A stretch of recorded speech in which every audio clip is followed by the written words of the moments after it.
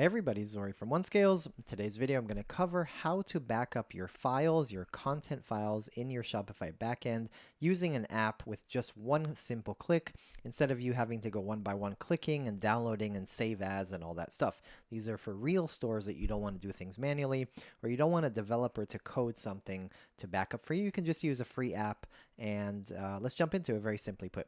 So what we're going to do right here very simply is we're going to go to apps.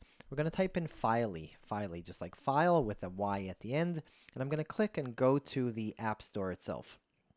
Okay, so what we're going to do, we're going to install it. It's free just to download. It's free. They do have a paid version to be able to upload as well. I haven't tested that, but that would be interesting if it's relevant for you. And very simply. So I'm going to click on install right here. And I'm going to install it first time. It's very, very simple.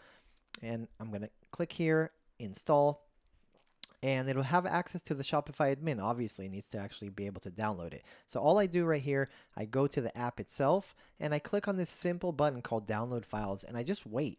If I have a lot of files, don't close the window. You need to wait till it fully finishes it. For example, I only have 20 files in this demo store, but I've already tested it with, I think it was like 500 or 600 images on my OneScale site. So I have it. That's it. Once you have it right here, very simply put, you can open it and all your files are here. Everything's very simply. This is your backup. Now you have it on your computer. You can put it on your drive or cloud computer or whatever.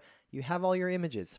I hope this made sense. It's a short video. It's another tip about Shopify. And if you have any question about this, anything Shopify related or anything that OneScales does, let us know. And if this did help you in any way, please like, subscribe, share, tell a friend, or tell us how you actually share or back up your files. And that's it. Much, much appreciated, guys. Thank you.